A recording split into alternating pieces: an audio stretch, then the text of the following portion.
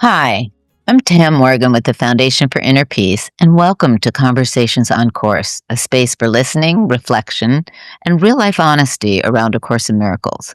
Today, I'm delighted to be joined by Alan Cohen, a longtime Course student and teacher who has a beautiful way of making the Course feel profound yet simple and actually livable through personal examples.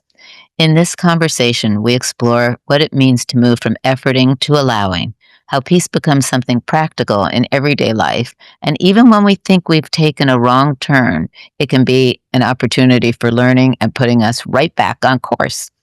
We talk about guidance, that quiet inner listening, and how to begin recognizing the difference between the voice of truth and a very convincing impersonation. And through it all, there is a gentle return to something steady within us, a presence that remains unchanged beneath all the shifting scenes. So let's begin and take a moment to step back from the noise and enjoy doing nothing but listening either to us or to the quiet that has been here all along. Alan Cohen, hello. Good to see you. Good to see you too. I'm going to do this because we always do this before we do anything else at the Foundation for Inner Peace. Do an opening prayer. You can say it along. I think you might know it. It's in chapter 2. I am here only to be truly helpful. I will say it, and anyone else who joins can read along, say along, sing along, hear along. I am here only to be truly helpful. I am here to represent him who sent me. I do not have to worry about what to say or what to do because he who sent me will direct me. I am content to be wherever he wishes, knowing he goes there with me.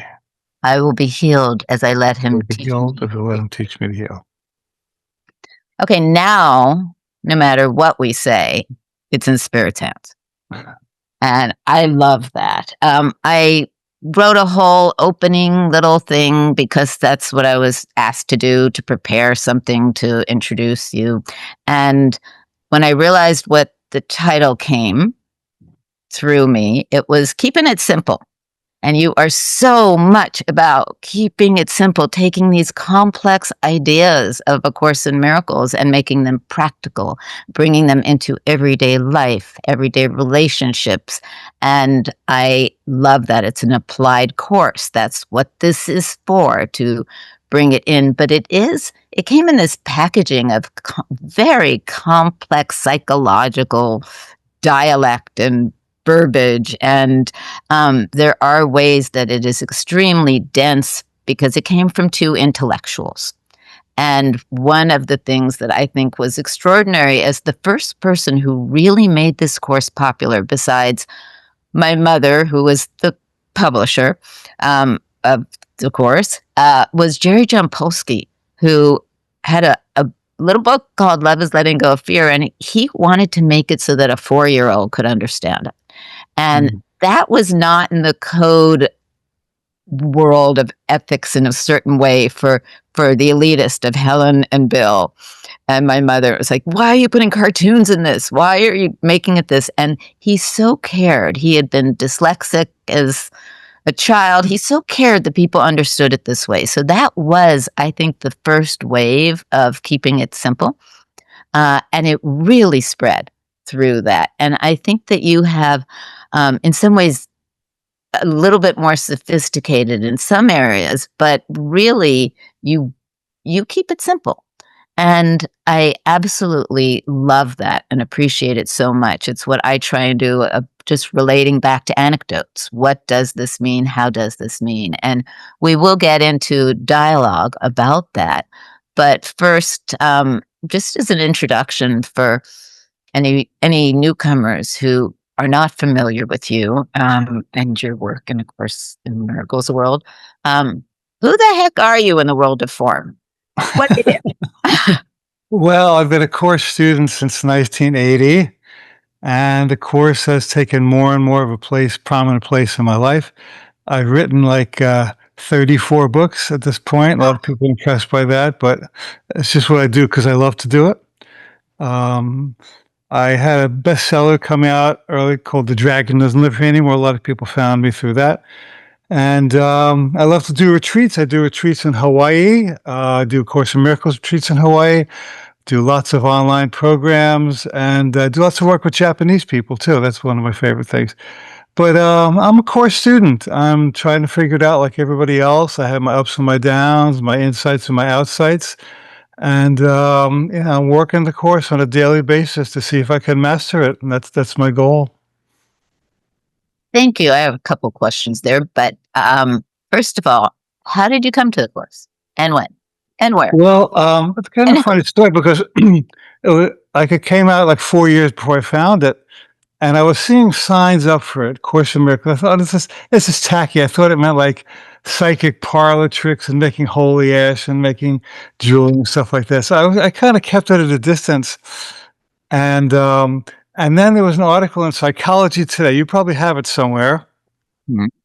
And it was a tacky picture. It showed a guy walking along a street with 3 golden books falling out of the heaven. Oh, this is crap. I don't need this. But I read it and something said, just do this. It was the first time the Holy Spirit spoke to me. It said, don't think about it. Don't, it was $30 at the time, which is a lot of money in 1980 and in a cardboard box. And I was only paying $150 a month rent. So that was a lot of money. But the voice said, just do it. Don't think about this, Alan. So I was sent away for it. And I opened the first page and I saw the introduction.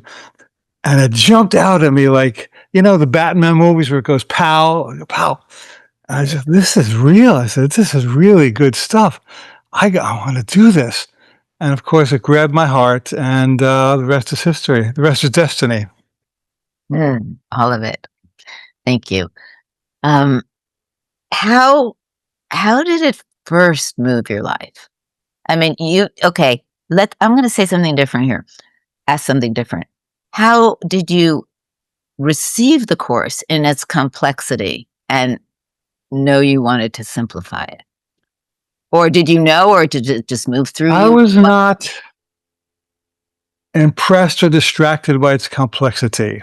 Mhm. I think, it says in the course, I'm quoting verbatim, this is a very simple course.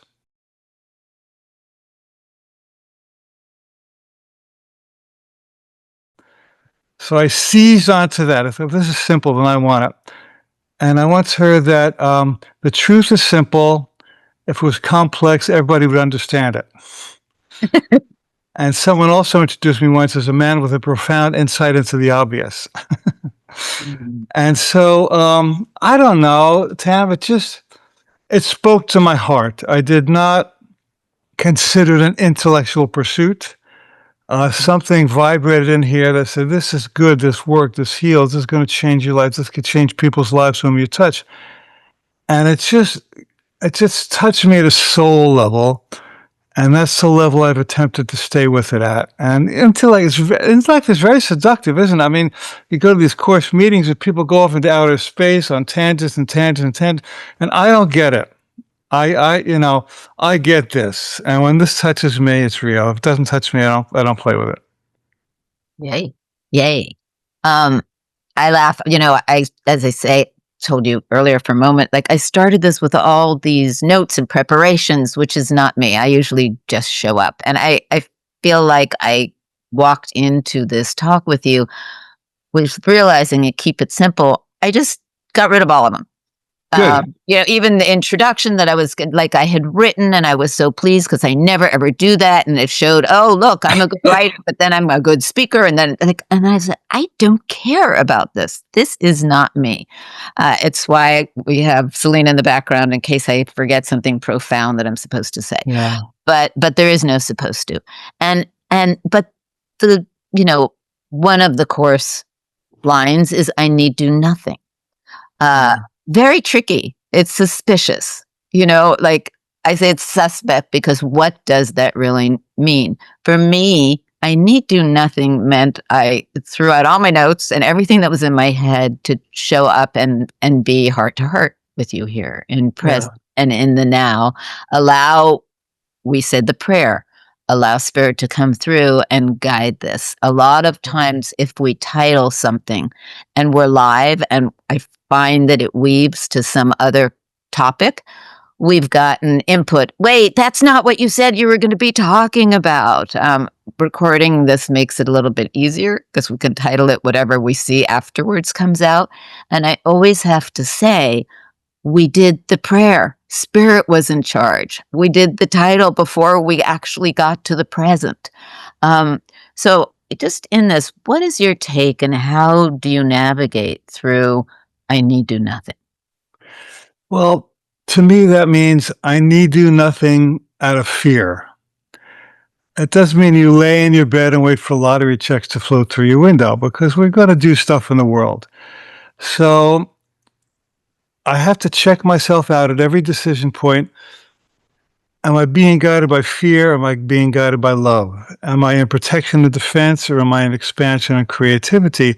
And it's amazing, Tam, that when I'm in that protection and fear voice, I get contracted and I feel like I have to do something quick, otherwise something bad will happen. But we kind of just breathe into that ease voice, then everything becomes really clear. And if I need to do something in the physical world, I'll know it. We bought a house a couple of years ago here in Kauai, and long story short, we didn't think we could afford it, and we didn't think we could get it. But this voice said, just put in your application. Mm-hmm. And we did, and we got the house. So I had to act on that. The voice said, you only have 3 days to do this, because they were closing the bids. And we did it, and it's a long story, but we got the house. It was a miracle. And when we asked the lady what, they had 10 offers. And we asked the owner, why did you choose me? And she said, well, years ago in college, I read your books and they saved my life. Oh, yeah. So the whole thing was a God job. My point here is that the voice said, do this, but it was a voice, it was compelling, exciting, enlivening. It wasn't pressure, fear, guilt, stress. And so when the Course wants us to do nothing, it wants us to do nothing out of fear and everything out of joy. Yeah. I have such a similar story at near the end of my mother and my stepfather, Bill Whitson, at the time, their life. They wanted to move into a new place, and it was more expensive than they could afford. And I asked the realtor, I said, well, can we just write him a letter? And she said, definitely don't do that. He's very distant. He doesn't want any contact. And I went home and I heard, write him a letter. And I didn't know that he would ever get it, but minds are connected. So I wrote this letter about how these two people that were going to be moving into what used to be his parents' apartment that he was now managing and to sell, had really done so much good in the world. And they didn't have the money accumulated. They didn't make a nonprofit for profit, and they couldn't afford what he was asking, but they would love the place. And I sent it to the realtor, and they showed it to my mother, who always felt uncomfortable about being talked about so kindly. She was very humble and she didn't want the attention. And I said, if you hear the tiniest window, please let him see this. And don't, I said, things have happened before that have been quite miraculous that we never expect. So sure enough, she ends up, there's a window. I forgot what the trigger word was, whatever. She goes, I wasn't going to show you this. I showed you this. Well, of course, he had heard of A Course in Miracles. His life had been changed by A Course in Miracles. He gave them the apartment for the price that they could afford. And it was beautiful. But, listening to that voice, when every bit of rationale and odds are against you, more and more you listen to it and you realize there's no order of difficulty of miracles. It's not about that. It's not about odds. We're back to lesson 76. I am under no laws but God's. And so you think you may be subject to the economy or health stuff going around or the government or war, all kind of stuff. But none of those laws affect a child of God. Yes. That when we're in our right mind and when we're connected to spirit, we transcend everything that the world says is real, and doors open for us that would never open for us if we were following the laws of the world. Yeah, completely. And I'm kind of interested in that you added to "I need do nothing" if it's in fear. Um, a and I have a different experience with that statement. One was I used to always think of it as I need do nothing, Right, not right, me. Spirit does it right. all. I need do nothing. But Exactly. when I was really completely in a level of burnout, I wasn't at the end of my rope. I didn't have a rope anymore. And this was just, 6 months ago, in working with the foundation and everything else. I was just a burnout. Um, and I sat and meditated and I heard literally, I need do nothing. Stop. I need do nothing. That's what, and I was trying to identify what are my needs, but I've been such a codependent caregiver that I could tell you everyone else's needs, but not mine. And it just came with that humor that spirit can come. I, I actually need do nothing. So Yeah, I had to take off and go away for a few days to restore so that I could come back. yeah, So I love how not almost every line in the course meets you where you are at the time you are with its own little different highlight of the meaning that it brings. And yeah. thank you. I once studied with a great healer, Alberto Aguas, and someone in the class asked him, "Why is it that I feel burnt out after doing healing?" And he said, "Because you think you're the healer. Yep.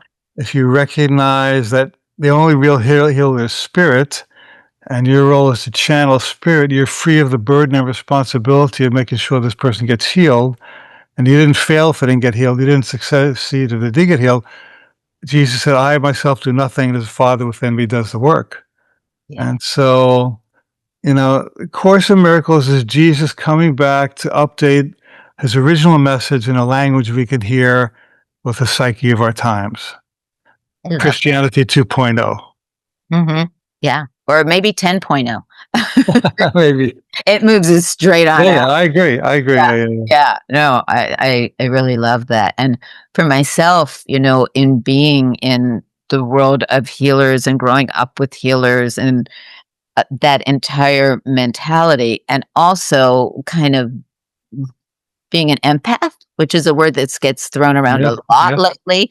I had to realize in that burnout time through course practice that I was mistaking. I thought I was helping people. And what I was doing was feeling their problems inside me without any boundaries of that's out there, taking in their story, taking in their pain, and not realizing I had to fix it so I got it out of me, but it was projected onto them. And yeah, once I realized how we can do this with different boundaries and see what truth really is and not take it in that way, empathy shift. It took a shift from, oh, the the best way I can put it is I never heard a story of Jesus saying, "Oh, you poor person who can't walk, tell me your story. What happened? How'd you lose your ability to walk? Poor baby." It was just walk. I see you as perfect. And we can get uh, enthralled by narrative, yeah. especially exactly what you said, that we are the active healer. We are helping heal someone. Someone thinks that we have that ability more than themselves. And Mhm. what we choose to fix, what we think we have to fix, what is perfect, all of that comes through. And I mean, what it's if we just proceeded from the assumption that there's nothing to fix? exactly. What if we proceed with the assumption that there's nothing I really need that has not been given to me or will be given to me if I really need it?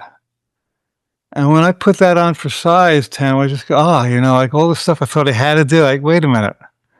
And so my life is getting easier. I'm letting my favorite line from the Course is that one where it says, when you have learned how to decide with God, all decisions become as easy as breathing, and you'll be guided as if along a quiet lane in summer. Now, I grew up in New Jersey and New York, as you did, and there's not that many quiet lanes in summer in New York City. And so for me to choose the path of ease after growing up in an environment was a big shift. You too? Would you say that Um, you've outgrown a lot of your New York training and you're incorporating more ease? um, I would say I'm even moving to not seeing it as New York. That, yes, New York when I was growing up was full of, it felt like a lot of hard edge, cynical, Yeah. um, people who didn't want to talk about anything more than the grit on the city itself, in the city itself.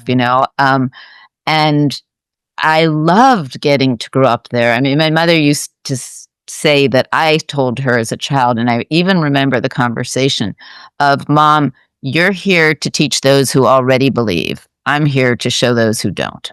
So I had my biological father was total skeptic about everything, and of course Wow. miracles. And I surrounded myself so that I learned to love that grit and see the truth in it, Great. within it. So I haven't shed that. I still enjoy the Yeah. gritty. Yeah. I taught my son when he was in New York as a little boy, when he was in a stroller, if someone looked at him, to grunt instead of smile. And so my son would go, "Whoa," and then someone would invariably laugh and grunt back at him in New York. And they didn't understand that in Northern California, the grunt. But the New Yorkers, they got it. So it's seeing even that as purposeful and not needing to push against it, but flow with it for I me. like that. It's like God gave you a personality and a culture and a history, and the Holy Spirit knows how to take those qualities and use them in favor of healing instead of becoming more mired in the muck. So I think we need to honor our personalities. I think we need to honor our history and training and really let it propel us, empower us instead of fighting it or trying to make it wrong. Yeah, very much. I mean, Ram Dass, I always loved, his saying, and I'm probably going to get it a little wrong, but the feeling's the same of, I was completely enlightened when I was in India on the phone, on the plane home, but 5 minutes with my dad, out the window. And that he knew was his lesson, to do Yeah. there Yeah. in that personality, Yeah. instead of to resist it, to bring it in and know that it had its place too. Yeah. And Well, the Course says that when you finally see the world as a fabulous training ground, everything becomes bliss. And your mom once said, the Course in Miracles is not for everybody, it's a steep path, which means that we have to dive into the grid of the world, 11 of the 31 chapters are about relationships. Mhm. And so the Course tells us that relationships are the fastest way to healing if you're willing to work them. So for you to get enlightened in India, come back and be able to work with your dad, that's where the cutting edge of the spirituality is. How'd you do with that, by the way? How did I do? Well, actually, I did go to Nepal and India and came back. And I was at that point, I was 20 years old. Yeah. I'm in the, top of the Himalayas, and I'm doing a meditation, and I hear, "Go home and live with your father." Yeah. And I was like, no, I hadn't lived with him since I was 4. I mean, I would Yeah. visit him Yeah. on weekends, and that was exactly my path because I had a lot of fear around him. He was a formidable man who could be very angry and really rage. And I moved in with him in his apartment. I paid him rent because he would have been suspicious if I hadn't, that I was wanting something from him. I worked at his law firm, walked to work with him every day to find what other people liked about him, Wow. and ended up writing him this beautiful love letter at the end of this year with him. We got each other in a very different way. Yeah. And it was an interesting thing, especially because I was going to go off to an adventure after graduating college a year early just to go get into life. And he didn't want me to. And he said he made conditions upon it, which is I had to go to school in Nepal, but I had graduated school. So once I got there, I realized, oh, I'm not going to see him for at least a year. He'll forgive me when I get back. And I just left. But then finding out that moment of really feeling, what am I to do? It was to heal that relationship with my father. Yeah, bless you for doing that. I really respect that. I think President Obama quoted Abraham Lincoln, who said, "I do not like that man. Let me get to know him." And that's where the guts are to really, confront our judgments. Today's lesson in the calendar course is, love holds no grievances. Yeah. And so Spirit is constantly showing us where our grievances live so we can dish them and move on with them and get on with this game. Don't you? Maybe it's time already. What do you think? Oh, well, I'm practicing. I'm practicing and practicing. Yeah. I mean, that really is it. And how do we flip and see things differently? But within that, like you talk so beautifully about stillness, but we both live in an active world. And how do you recognize when it's time to pause versus act? Yeah, that's a good question. Once again, we have to refer everything to the Holy Spirit. And, do I stay in the relationship? Do I leave? Do I stay in New York and move to California? Do I stay in the job or leave?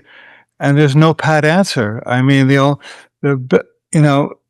everybody has to take some time every day to get still and listen to the voice of God.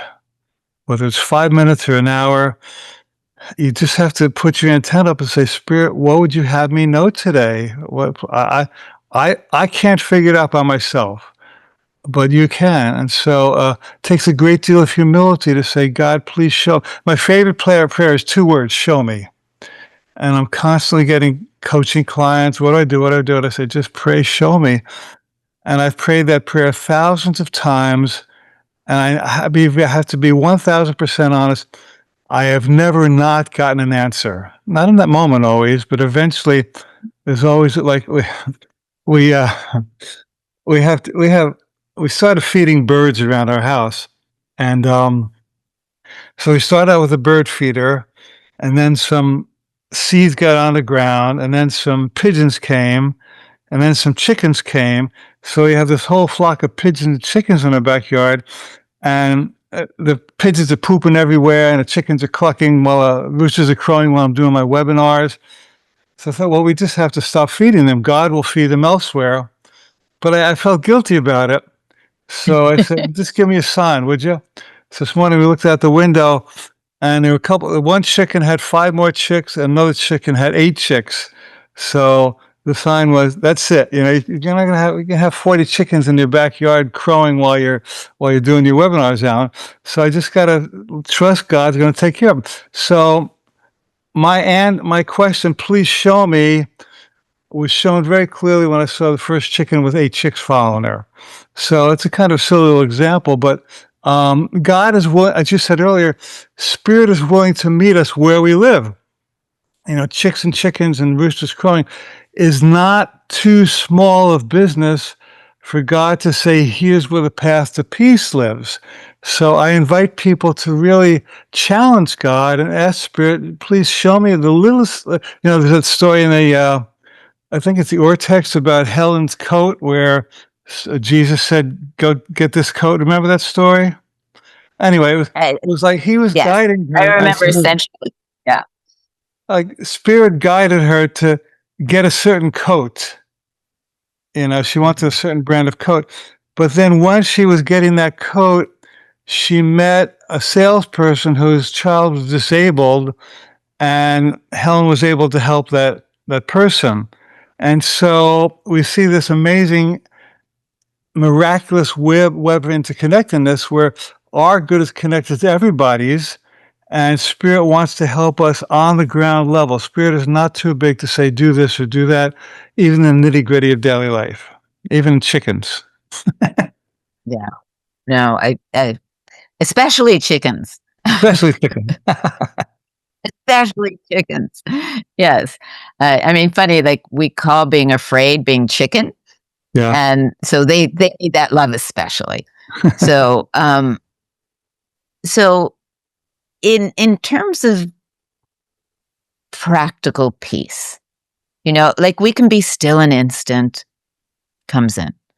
But in terms of, as I say, in the busyness of the world, like, how do you use the course when life gets lifey? Like, very, very active. I can find that I will do the lesson during the day and I can have the reminders, but how do you in your life bring it forth continuously? Like, Well, is there's two there a ways. reason? Okay. One is, I do a lot of coaching and webinars. I always sit and pray for a few minutes beforehand because I realize that I'm partnering with spirit whenever I'm doing anything in the world, especially teaching or healing.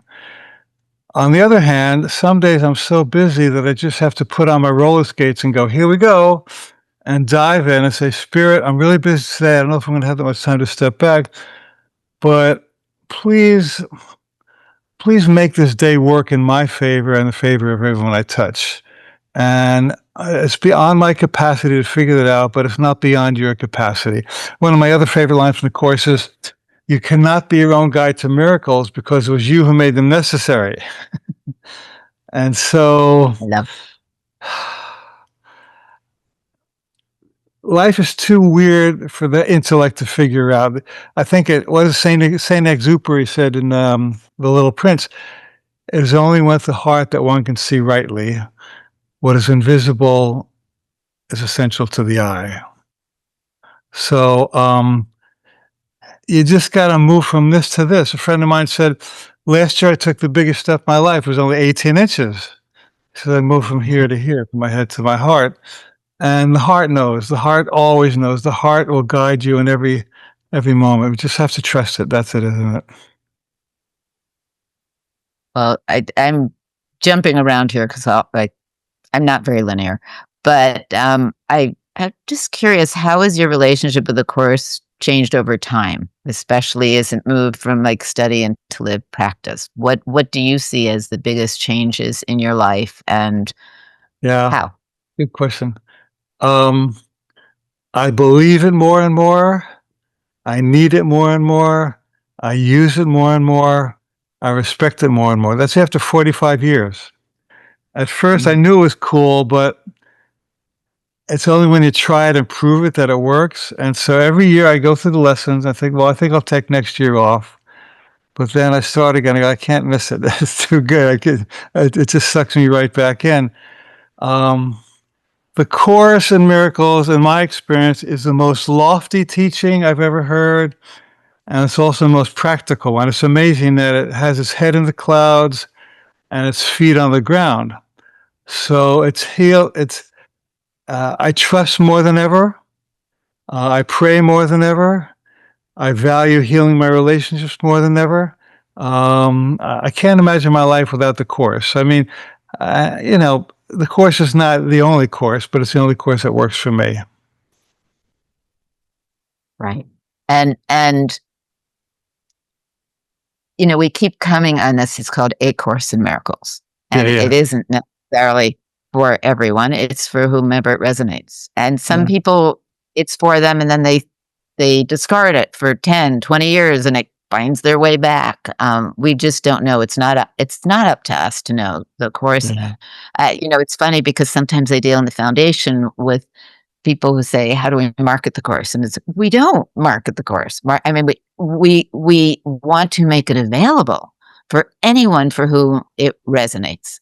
yeah, But that's it. Sound the bell loudly, so whoever goes, "Oh, I hear that call and I want to answer it." Great, but push it on anyone?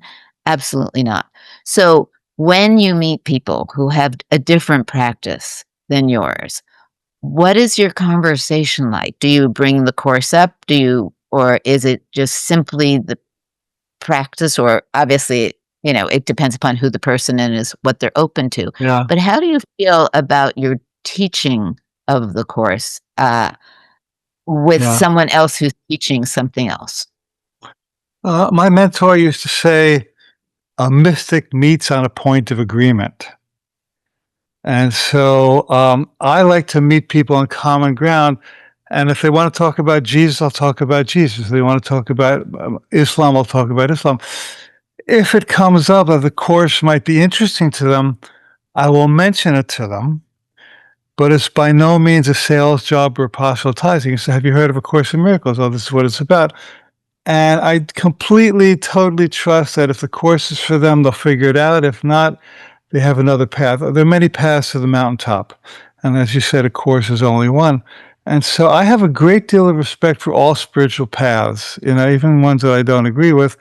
I respect people for following their heart and their guidance. And so I just try to love people where they are and enjoy being with them. I think arguing over religion is the dumbest argument there ever was, and nobody's ever won it. And so I never do that. I just love, you're a Jehovah's Witness. I respect that path. I think it's so wonderful that you're following your path and knocking on doors. God bless you. But I'm busy. But God bless you for doing Right. that. Yeah. And who was your mentor? What's that? Who was your mentor? That was Hilda Charlton. Ah, She was a mystic, healer, guru, psychic, channeler who lives in New York, and I studied with her for 14 years, from the early 70s into the mid 80s. Yeah. Have you heard of her? Did you know her? oh yes, my ex-husband, who I still love very much, he would go to her, and one day she told him that he was going. This was in New York, and she Yeah. told him that he would go to California, and he Uh-huh. was studying to be a psychologist, Uh-huh. and why would I go to California? There's so many nut jobs out there, and she said, exactly. And he was very surprised by that. And she also said that one day you will meet someone who has different colors in her hair, and that will be your partner. And he met me, and at the time my hair was streaked with like brown and blonde and all these different colors. And the moment he saw me, it's like, oh, I know you. So that's how I know mostly. And then I heard much more, many Oh, things about cool. Hilda. Cool. Yeah. Yeah, Yeah. yeah. It's and did she direct you in any way with the course? No. She did once ask me, she asked me, did you write the Course in Miracles? And I thought it was a ridiculous question because it was written by Jesus Christ. But then later on a metaphysical level, in a sense, I did write the course because it was a match to my consciousness. So I think whatever comes into our life is equal to who we are. So everybody who respects the course and learns from the course, in a way, wrote the course because they're one with the writer and they understand it. And so the mind that came through Jesus to write it is the same mind that came through us to read it. And so we're equal in that plane. How's that Do for you a think that mouthful?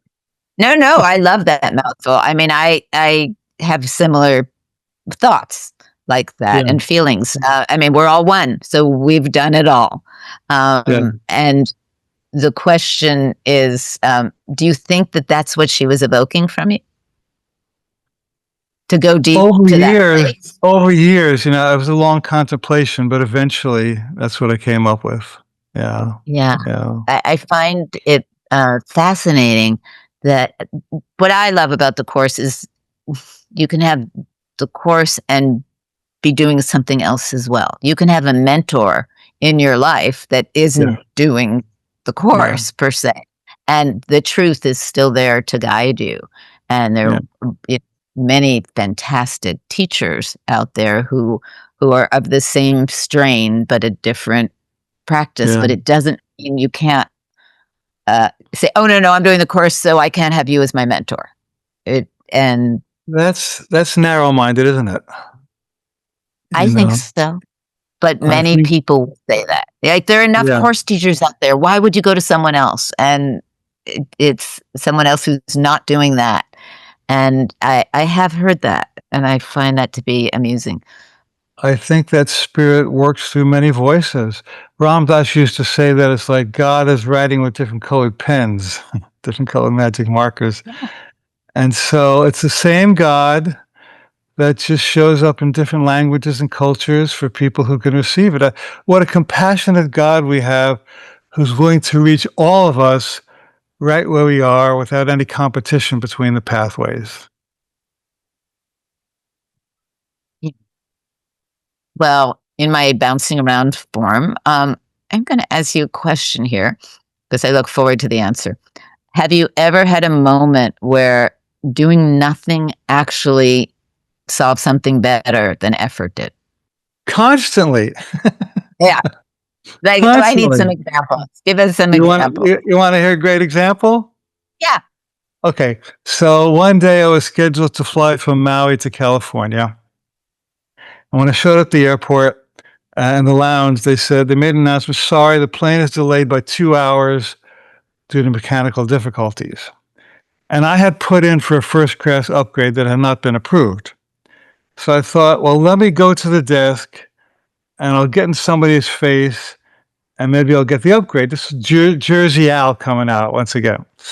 So I got in line and there was a lot of people in front of me. I thought, do I really want to stand in line for an hour waiting to get in somebody's face who's probably going to say no anyway? And this voice said, what do you teach, Alan?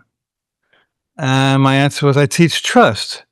And the voice said, if you were going to practice trust, what would you be doing differently now? And I thought, well, I would step out of line.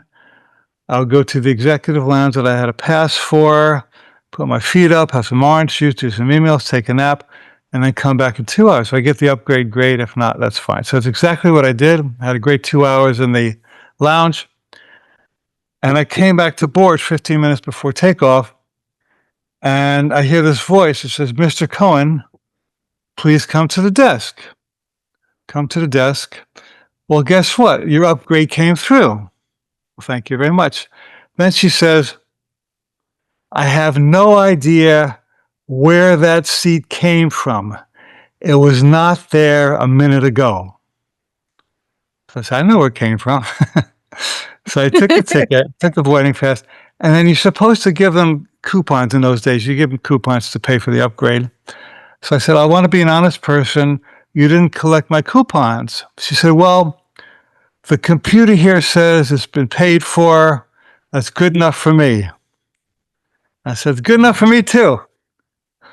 And I had this fantastic flight.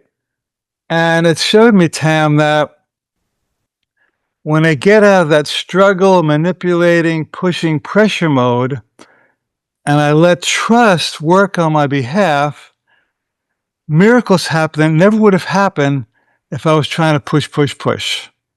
And I keep having opportunities to practice that, but I literally did nothing and I got everything. Yeah. That's really wonderful. Thank you. I love that you have hundreds of these. Oh, I they're endless. They happen almost every day. yeah. Well, what happened today? Well, I got the chicken sign. That was good. You did um, fine. Uh-huh. I had another airplane. So I was in Japan when COVID broke out. I was supposed to be teaching for 2 weeks, and midway, I got the notice on the internet that the United States said, if you're a U.S. citizen overseas, please come home because we're going to close the borders. So I thought, ooh, I better come home. I thought, well, can I get a flight because the flights were shutting down, and will they change my flight without a big fee? So I called the JAL, Japan Airlines, and they gave me a next day flight. And I go to the airport, and nobody's there. It's like a ghost town because COVID was taking over. And I go to the plane, and there's nobody in line. I figure, well, maybe I'm late. And I get on the plane, and there's nobody else on the airplane. And I said to the flight attendant, where is everybody? And she said, well, Mr. Cohen, you're the only passenger. So I sat on this huge 737 in first class, put it back with 7 gorgeous flight attendants waiting on me. That I is so felt like funny. I was like a harem. I was my boyhood dream of being assaulted with a harem. Fly me, so I had a private jet fly me from Tokyo to Kona, Hawaii. When they made the announcement, I said, "Mr. Cohen, please fasten your seatbelt." And how did that happen? I mean, who orchestrated that? I got a flight for free. I got so anyway. That kind of stuff happens to me a lot. Not because I'm special, I deserve it any more than anybody else, but I pray, please guide me, and I do what I can to cooperate. I don't always cooperate nicely, but when I do, that's the kind of stuff that happens. Well, two things. One is, like, in my funny narrative, wouldn't it have been funny if, like, you weren't even in first class, but you just had the whole plane to yourself? I mean, it was so nice that you were in first class, but it would also have been something for me if I asked for it. Like, if I said, please give me, and forgot to say first class. Yet the whole plane was for me. But when you said you don't always cooperate nicely with it, I love that statement. Can you explain what that means for you? Well, sometimes I think I know better than God what should happen, and I try to force something to happen, and it doesn't work. Ego comes in and runs the show, and it always backfires. It never. Speaking of Hilda, so she never charged a penny for she healed thousands of people. She did thousands of classes. Never charged a penny. People just took care of her. And so a friend of mine once offered her a car. And she asked me if I would drive the car to Hilda's class in Manhattan and give it to her. I said, okay. I drove it in. After class, I said, Hilda, I have your car. And Hilda said, why don't you just keep it, darling, and give it to me next week? No, I got your car. No, I said, what, darling, just keep it and take it next week.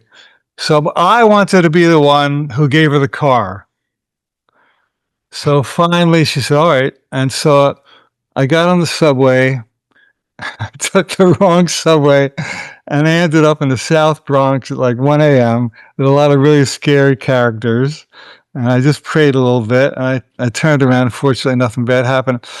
But she knew better than I did that I would do better to take the car that night instead of end up in the South Bronx.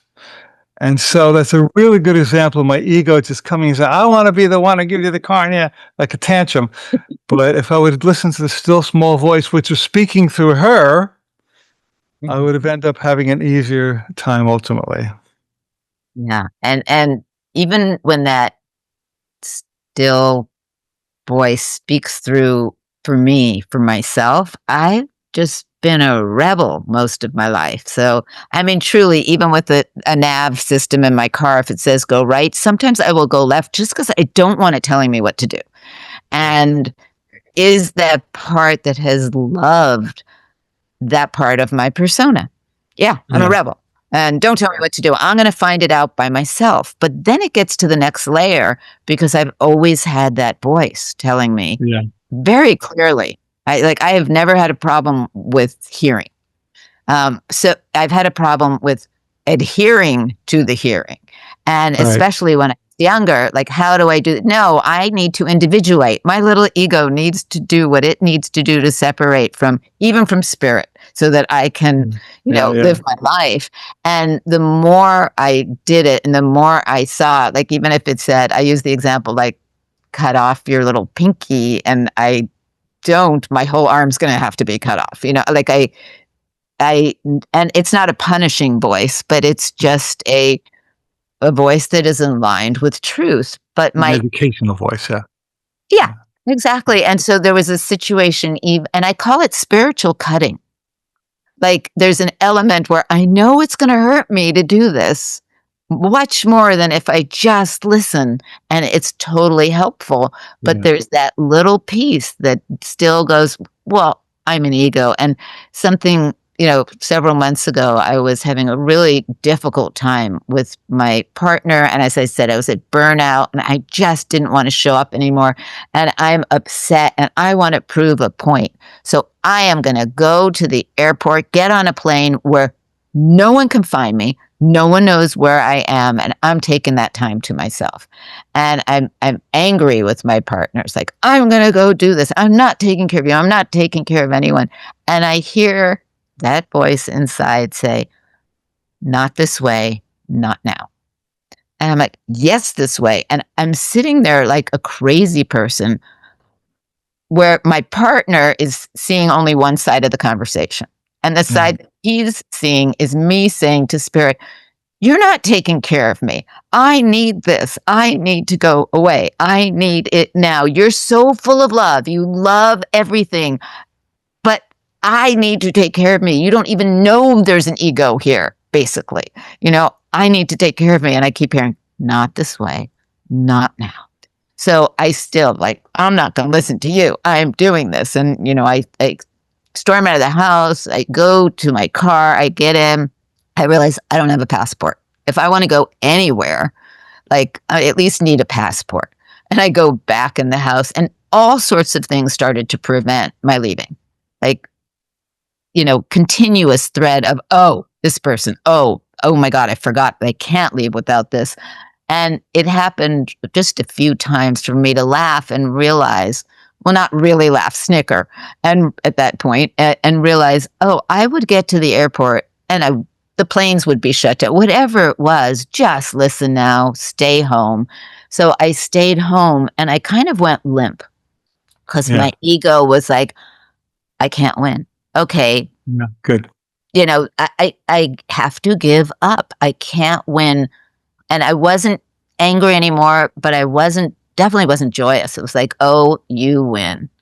And then truly it became so clear why I couldn't, what the healing that needed to happen right then and there.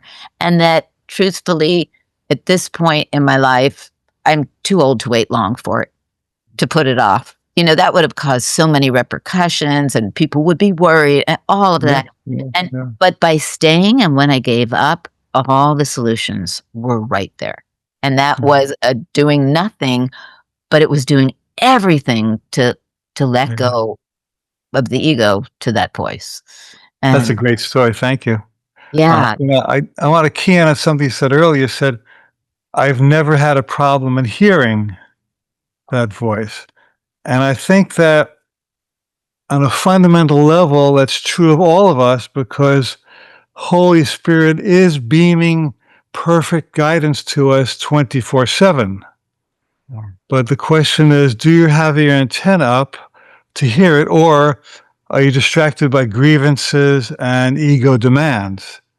And that's what's another reason we need to get quiet, because in that stillness, the pipeline is open and we get to know exactly what we need to know that will guide us on a daily basis. Yeah. A lot of aha. Yeah. Moments of, oh, yeah. Mm-hmm. Although you bring me back to an experience when I was 3 years old where I remember the split. I came in and I felt like my older brother knew all the rules about how to be here in this level of illusion. I felt I was just here and I was extremely loving. And I was here. And then something happened where at age 3, I took a slinky. You remember slinkies, those little coiled things? Sure. I wrapped it around my leg. And for some reason, I cannot tell you, I told my mother that my older brother did it. And she called him in and he was very honest. And I had never lied before. And he goes, no, I didn't do it. And then she looked at me and I burst into tears. I didn't know why I did it. And she brought me into my room. And I remember leaning against the door and she said, you have to stay in here and you have to think about this. And I was leaning against my door crying. And I had this incredible moment where that voice, but it came loud, not soft, said, remember this. You are 3 years old. This is the first time you've ever lied. And remember this. And then there was this weird exhilaration with a voice that said, they do that here. And the moment I clicked into that, there was a separation in my being. Wow. Of, oh, I'm supposed to be here, so I must have to believe this world of illusion because it's a lie. And this split came in me. So I would literally every night report to that voice of what happened. And my mother would sit outside and hear me speaking in this voice. Oh, today I did. Da, da, da, da. And finally she came in and she said, what are you who are you talking to? And I said, my friend. She said, oh, is your friend an imaginary friend? I said, no. She said, is it smaller than a bread box? And I said, no. And she kept saying, is it the size of a house? And I just finally said, no, mommy, my friend is everywhere and everything. And I need to report to it. And just, I remember the look on her face at that of, wait, didn't she know that? So this relationship with really hearing continuously and reporting in to, like, I'm taking notes here, to that I've had to reintegrate in my life in a different way. And it's kind of a little, as my father always called me, ass backwards. Like, all these people are looking for the voice, and I'm like trying to let my ego develop to then integrate, and it's all story anyway. But that was a defining moment, and I got an autoimmune disease called vitiligo. And when a doctor was examining me, he said, when did this start? And I said, when I was 13. And he said, it's interesting because he had found that autoimmune diseases come 10 years after some big thing. Something happens in your life. And he said, do you remember anything about 10 years ago, 10 years before you were 13? And I went, I was 3. This is what I remember. Because the voice said, remember this. Wow. So, and then to understanding, oh, yeah, I started to attack myself physically in some underlying form. So to move into refusing, and not refusing, but refusing with source, is so what the Course brings. It, like, no matter how you like your ego, you don't like your ego, it's coming back to using these applied principles that really, really work and simplify all that story. I mean, everyone has their own story, but it is incredible. This stuff really works, doesn't it? It really, really does. I mean, my comment always, when my partner, who didn't really know anything about the Course, said he offered to go through the lessons with me. And I was grateful because I am so undisciplined. So I knew he could bring some discipline to it with me. And he said, what do I have to know? And I said, you just have to know that you don't have to believe it for it to work. Right. And if it doesn't work for you, it's not for you. And it does really, really work if it is your path. It will. I pushed it away for 50 something years, and it still pulled me in the ways that it pulled me in. Destiny. Exactly, destiny. Well, speaking of working, a lot of people are really nervous about politics and war and stuff like that now. And I think that the Course in Miracles is the best antidote I've ever seen to fear about that kind of stuff. That, more than ever, we need to, each of us, choose peace for ourselves, independent of external factors that seem to be adversely affecting us. And we need to be, my friend used to say, you get your MBU degree, your Mobile Blessing Unit degree.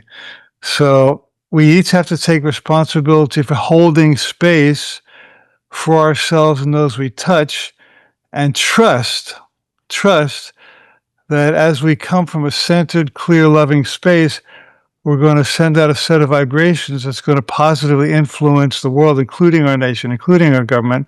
And there's no alternative, really, because if you're not part of the solution, you're part of the problem.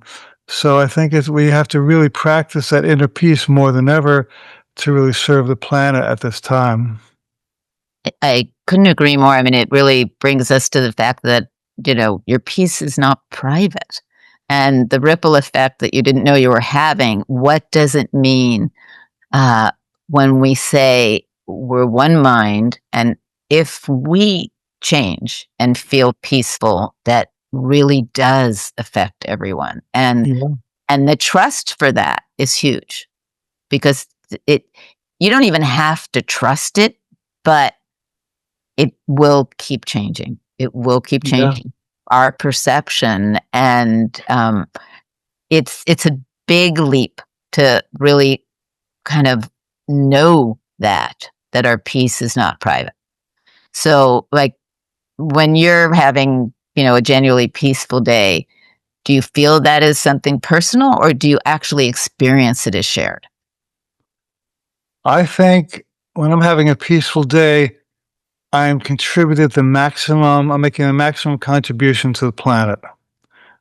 I believe that my peace up levels the quality of life on earth for everybody I touch, and even that I don't touch. The Course says that when you do a miracle, when you choose love, it goes on to affect thousands of people you never even heard of. Yeah. And so once I was walking through San Francisco Airport many, many years ago, and I was hurrying to get my plane. Everybody's stressed and running around there. And this man I did not know was walking toward me. And he looked like a normal guy. And he just had such serenity on his face. And he was not at all distracted by the hubbub of the airport. And the moment I saw him, my solar plexus unclenched and my shoulders dropped, and I felt everything going to be okay. He was not a monk. He was nobody famous. He was just a guy who was peaceful. And he transformed me in that moment just by his quiet energy. And that was 30 or 40 years ago. And I'm still telling this story. So look at the power of one holy encounter without a word. Mm-hmm. Uh, I had something similar. I said, when I was 20, I went off to Nepal. And people were teasing me, "Are you going for enlightenment? Are you going for this?" I didn't know where I was going. I just felt that I had been a protected world in New York, upper middle class family. I got mugged many, many times, but I still felt very protected. And what Huh. would it be like if I landed somewhere where I wasn't the same skin color? I didn't speak the language. I didn't know the religion. Like, what would I do for myself? What Yeah, would I yeah. create? So I ended up in Nepal, and at one point I lived with a family in a place where they really hadn't seen Westerners. So it was quite the experience of learning that I could experience love wherever I was. It's because the love in the family was the similar love that I had at home. It made me feel very at home in the world. But one day I was extremely sick, and I had dysentery, and I was throwing up, and I was pooping all on the side of a road, and in what felt like hell. And this person came up and hit me with a stick, and I heard him say, "Hey, how's the family?" in Nepali. I spoke the language. And I was angry. It was like, how could you ask me this when I'm in this place, stooped over, everything coming out of my body? And I turned my head to look up at him, and there was this old man, full of wrinkles, his eye crusted over with conjunctivitis. He had a goiter the size of a bowling ball coming out of his neck. He was leaning, because one leg was way shorter than the other, on this stick that he hit me with. And his eyes were so full of light and laughter. Wow. And he Wow. wasn't paying attention to my physical condition. He was like, "Hey," Wow. he was like, "Hey, how's it going? How's the family?" And I started to laugh, and he started Wow. to laugh. And I thought, this is enlightenment, laughing while throwing up. Like this, that was it. It wasn't, I met a lot of monks and a lot of, llamas and but that moment I will never forget. And I thought, oh, when I get home, I'm cranky. If I have my period, I'm cranky. It shifted something very deep within me, which was just what you're saying. That moment of someone else being in that peace is so contagious. Well, that's really the best story, Tam. I think that's the entire Course in Miracles in one nutshell. Because in the world of form, that person was very distorted and unattractive, and but his Okay. spirit shined through. Oh Um, yeah.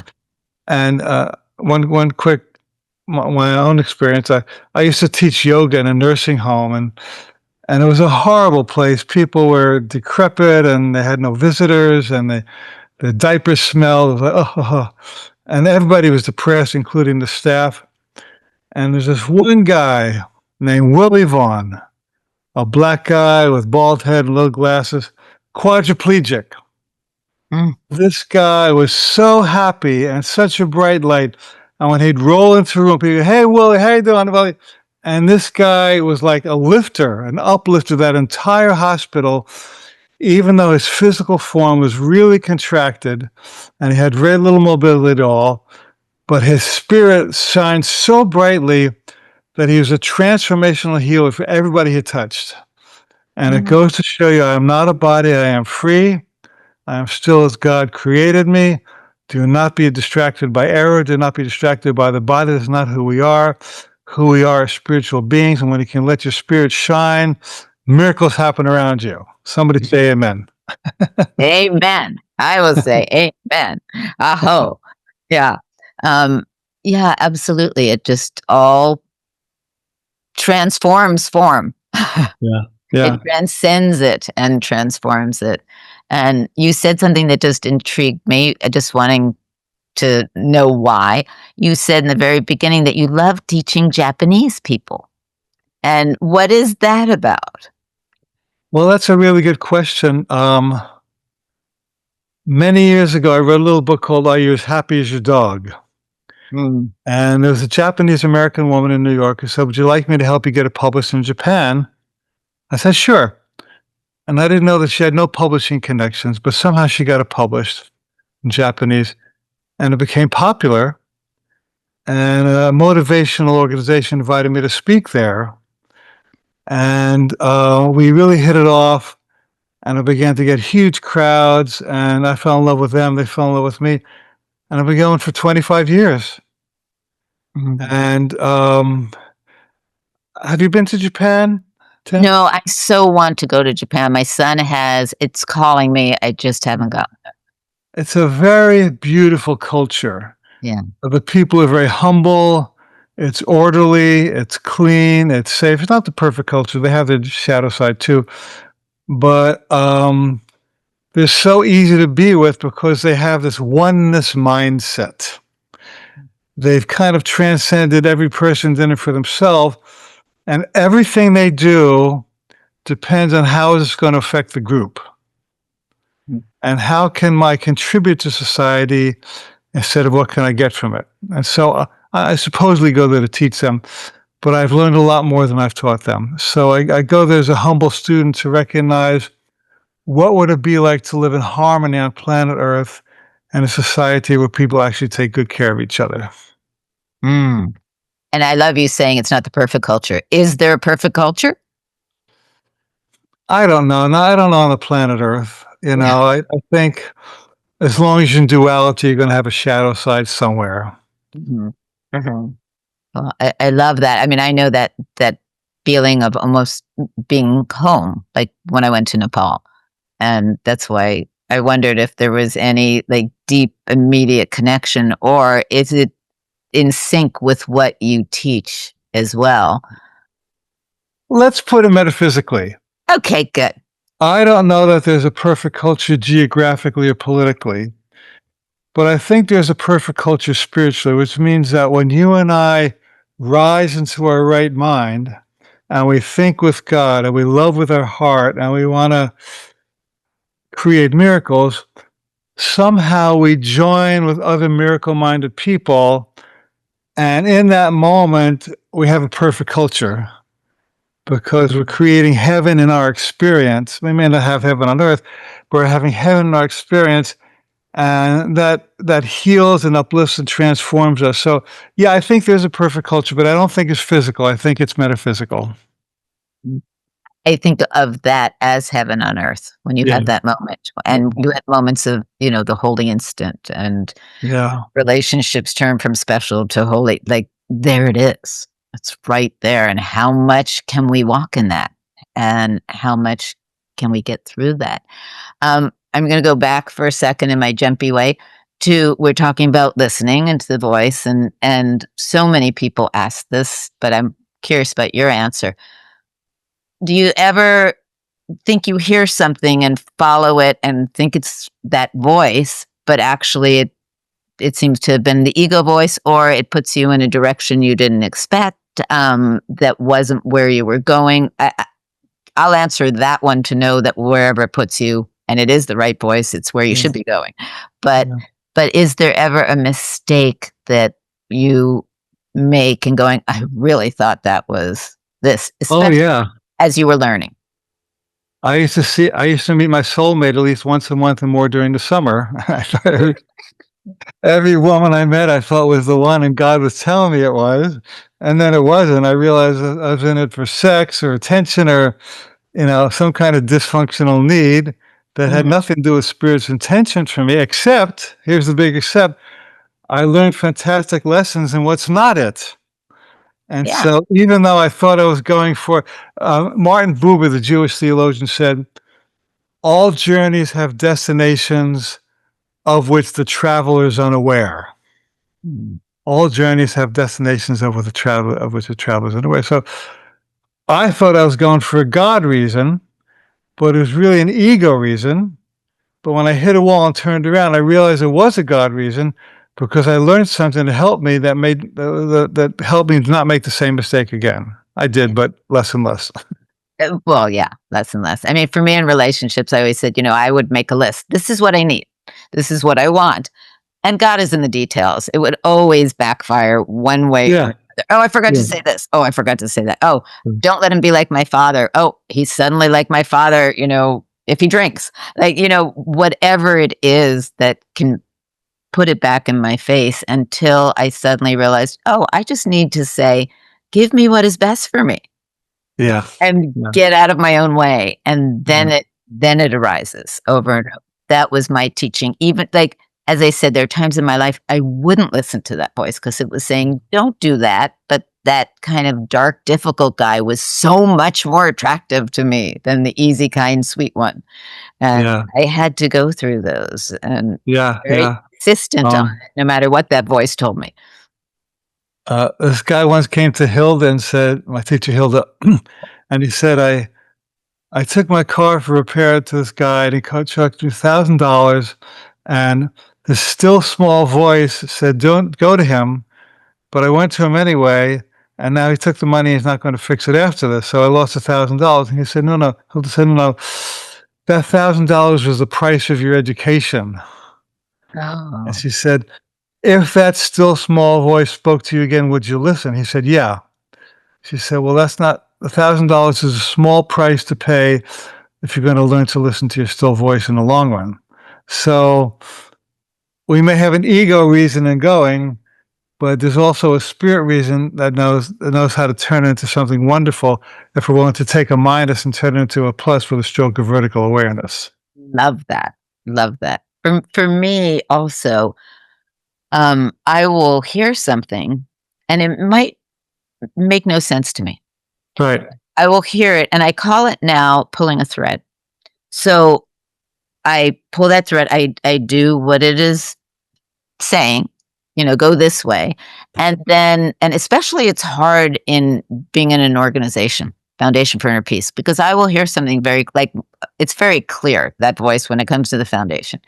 And I will hear something, but then truly a month later, a day later, however long later, it will contradict itself. Right. And people say, but you heard blah. And I was like, but that was for then. And this is for now because of everything that we learned along the way. And it didn't want us to jump to this. We weren't ready to jump to this. Or Right. even if some of us thought we were ready, in the collective, that's not how it was to be.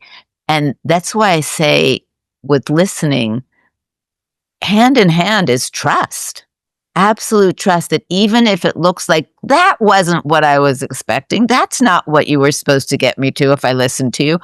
Um, the trust that the bigger picture is really known and Exactly. orchestrated. I remember my mother and Wit, uh, their favorite thing at the end of their life was playing Connect the Dots, and they'd create a map of all the different things that they had each done in their lives and people they'd met at certain times, and then they would connect the dots. Oh, Wow. that's why I met that person. Look, that got me to this person who got me to that person who got me to you, who got me to it. And they would have so much fun. They'd spend evenings of every Wow. yeah, playing this game of connect the So dots. they'd actually do that literally. They would make Literally. them, they would write it out Yeah. and wow, that's Yeah, cool. and Whit would make he was just such a wonderful military strategic man, and he would make a chart, and they would go over together, and the laughter that Wow. would come from both of them going, "Oh, there it is. I haven't known that for 60 years, but now I see why I was at that place at that time." Yeah, And that's a good game. it's a really good game, and I think what it brought me completely was to the dedication to the lesson. I do not know what anything is for. I do not know what Exactly. anything is for. It breathes Exactly. through that when we listen and then couple that with trust. And that's not like the this sign, it's putting the T on top. You know, Yeah. like going to that crossroad and knowing you're centered, and you will be told, and you just trust that, because for you it's a self-sustaining system, because I mean, as you have said in your narratives, because whether you made a mistake or not, it brought you to what you needed to know for next steps. So there are no Spirit mistakes. Spirit finds a good reason for everything, including the mistakes. And sometimes the mistakes empower us even more than the easy stuff. Yeah. And sometimes the mistakes actually aren't mistakes at all, is what we're saying. No. It's the lessons of what we needed to wake up to in this. And it's really, it is a self-sustaining system that the more you do it, the more you trust, the more you see. And it's I love that part. It's always ironic. Like, I don't think spirit in my voice is ever spirit unless there's irony. And the joke is always on me. And I can take it usually, I mean, now all the time, with really good nature. Um, the deeper I am in it. But I'll also ask, because you are considered a teacher of the course, what for you does it mean to be truly helpful?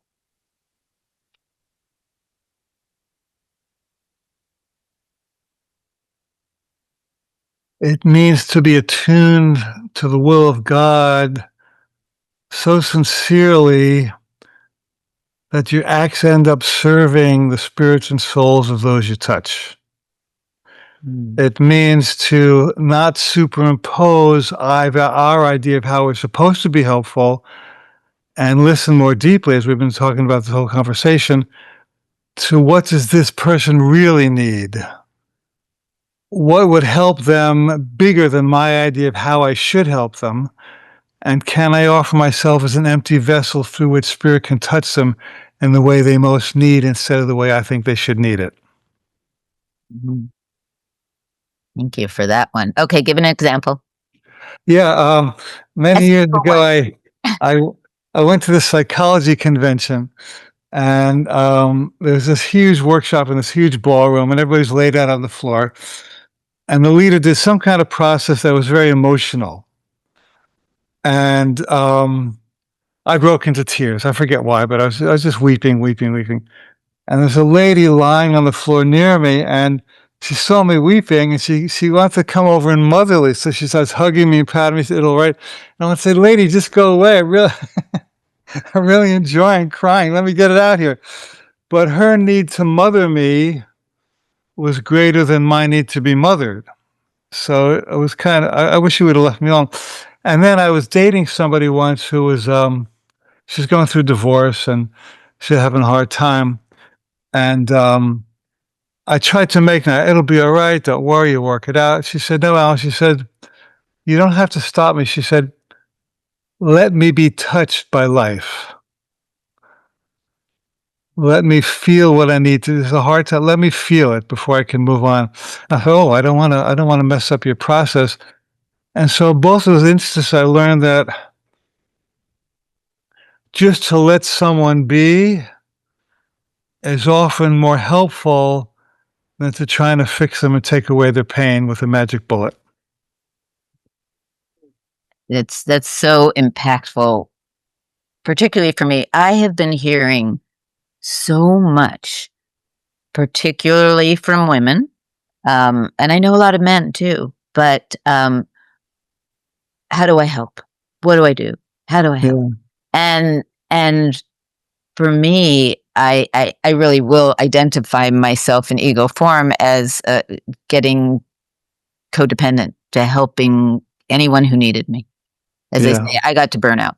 And what I had to turn it all over to spirit to say, teach me what I haven't known, but Yeah. teach it so that my ego can understand it.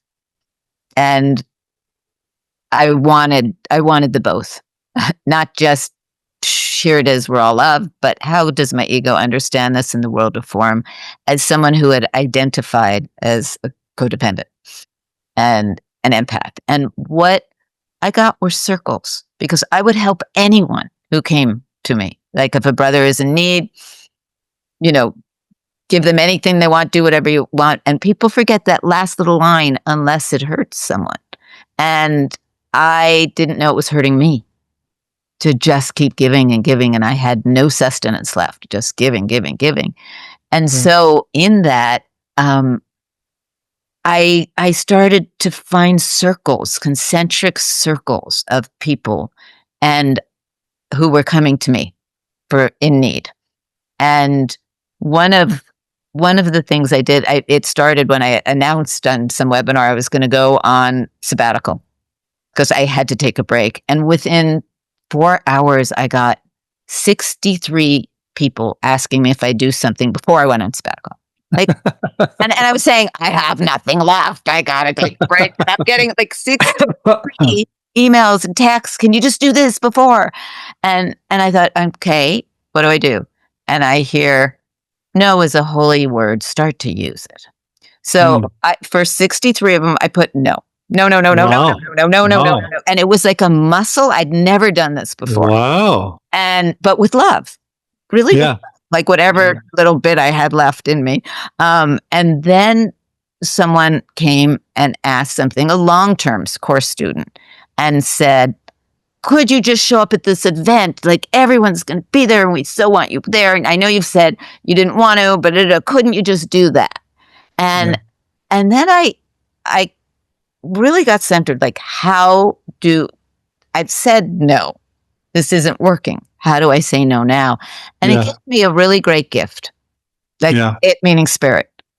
Yeah. Sometimes it's through writing. And I wrote, you have been this long-term course student, so I think you know how to meditate. Like you've said you meditate. So go in and meditate. When you get to that place of knowing, and you know, look at the 2 letters between the K and the W. That's my answer.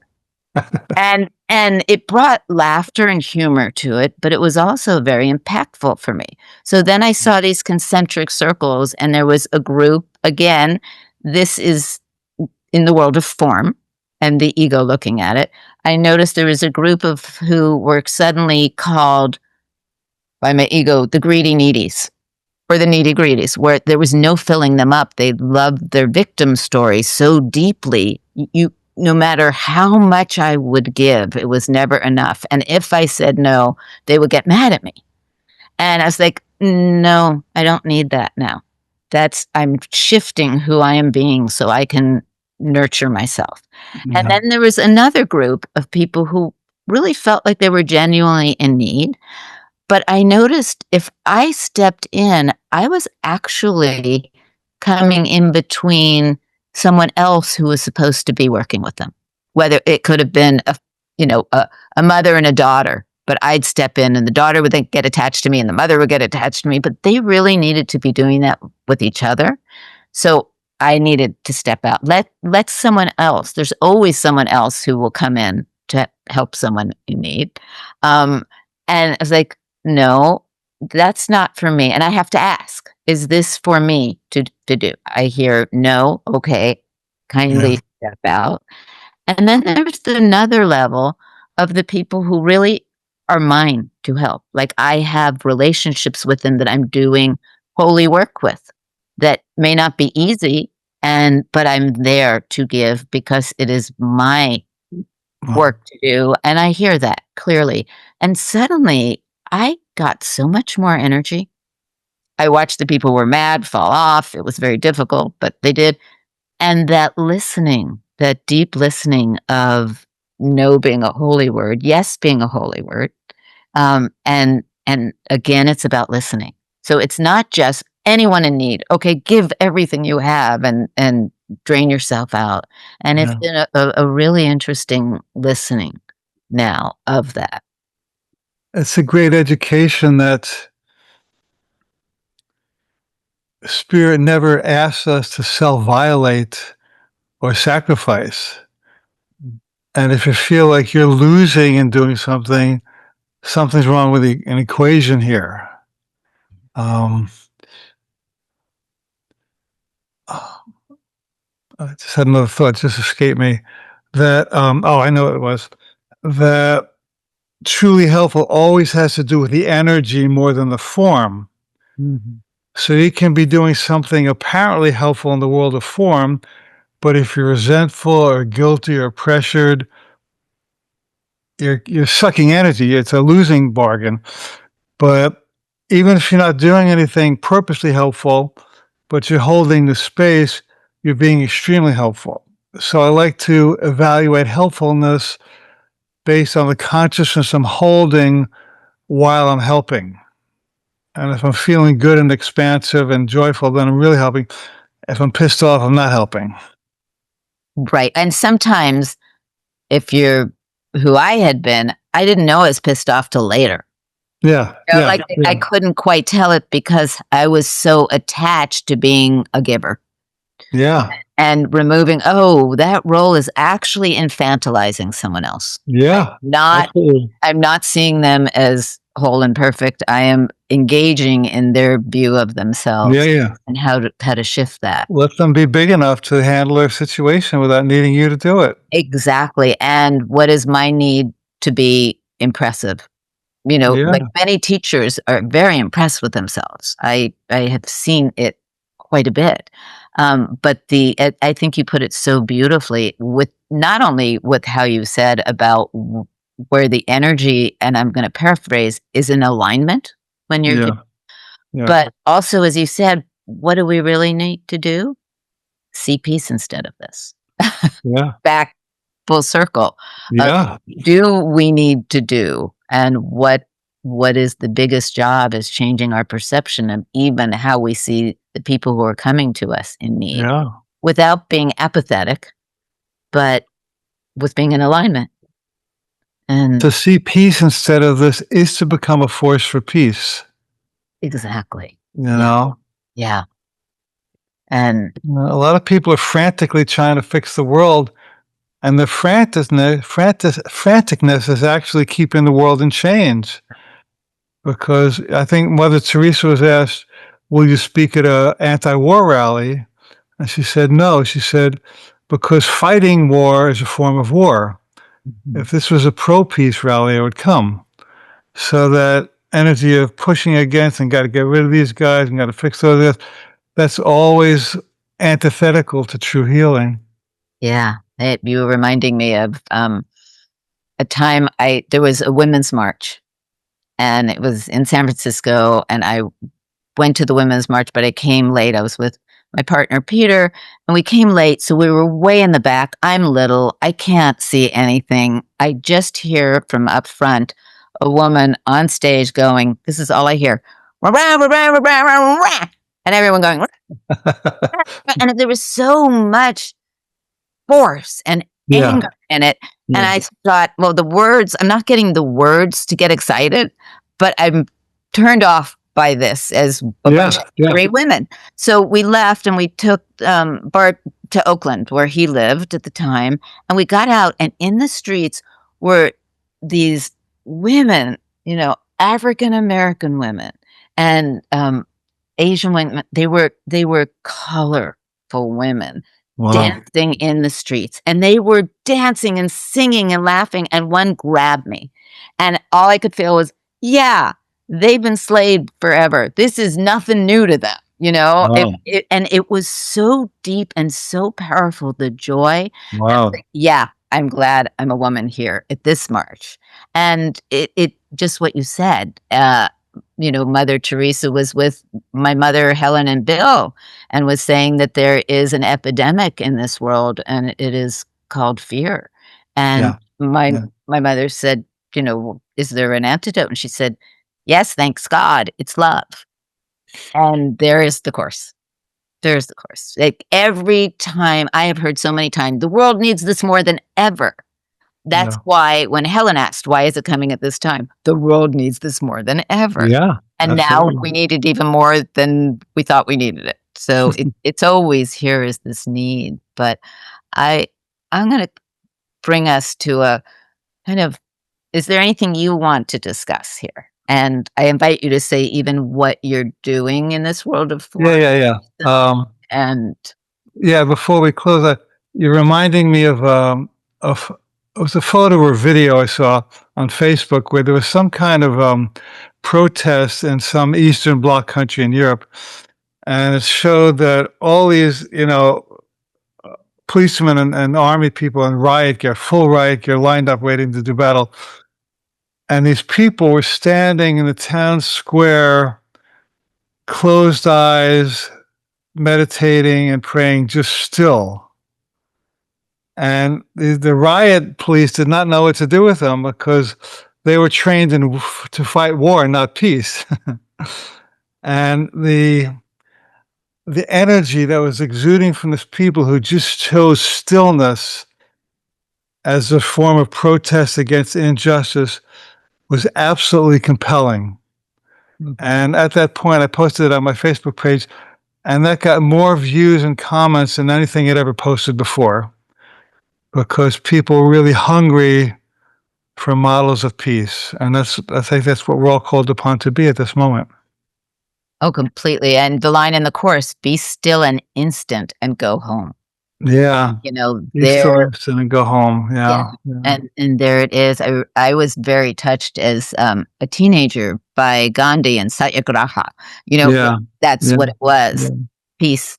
And it's in mass. It's hard to know. Sometimes it still does get a reaction and you get a gas bomb thrown at you, because there's such fear when so much love is expressed. Yeah. So There's no other way out.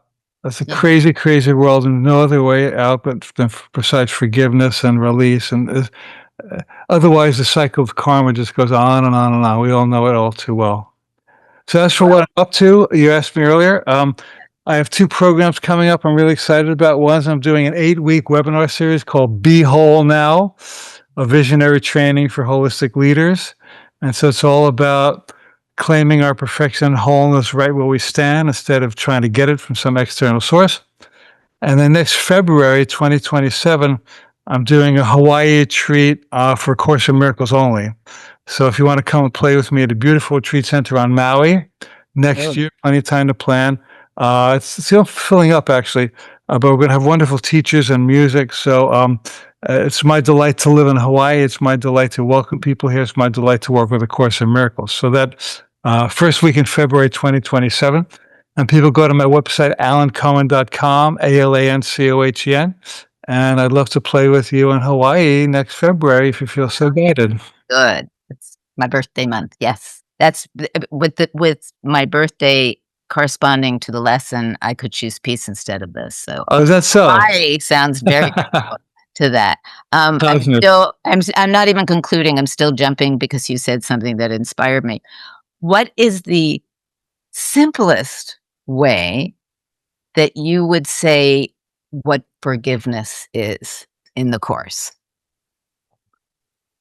Forgiveness is releasing any belief that any external person, force, or entity has the power to give us happiness or take it away. It's retracting the power we've has misattributed to apparently external sources. I like that. I really like that. And a favorite course quote? Oh, there's so many. I know. That one about if you just breathe with God, you'll be walking down a quiet lane of summer. I keep coming back to that again and again and again.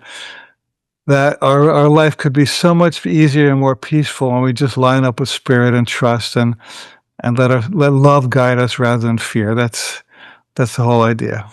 Yeah. And What's yours?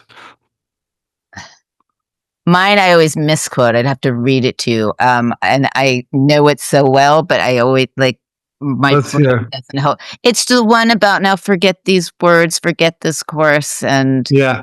walk with me open-handed fully unto God, although I switched little words around there.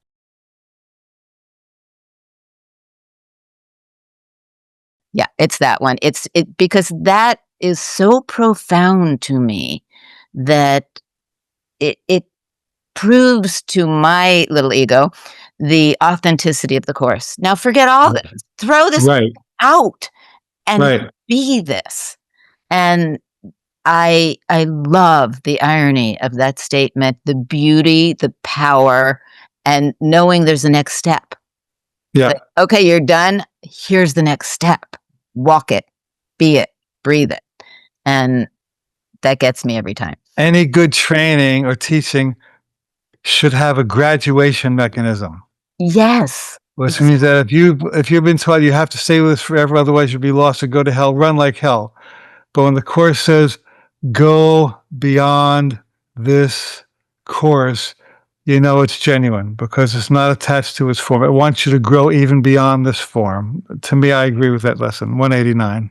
Yeah, 189, there it is. And it's just it just goes into my heart and expands, and I feel it breathing in me. It's like, okay, you can do this now.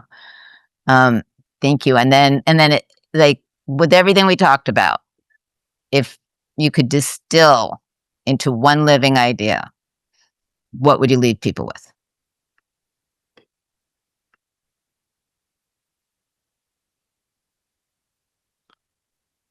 Love is present here and now. We are always loved, cared for, and forgiven. As we relax into knowing who we truly are, everything is provided in generosity and love, and all is well. I'm gonna amen and aho you there. Thank you. Thank you for taking this time to be with me in this conversation. This has been fun. I always like playing with you. Me too. Same. Okay, Thank you. maybe in Hawaii. That would be great. Okay. See you in paradise. Thank you. Yeah, thank you. Both meanings. Both meanings.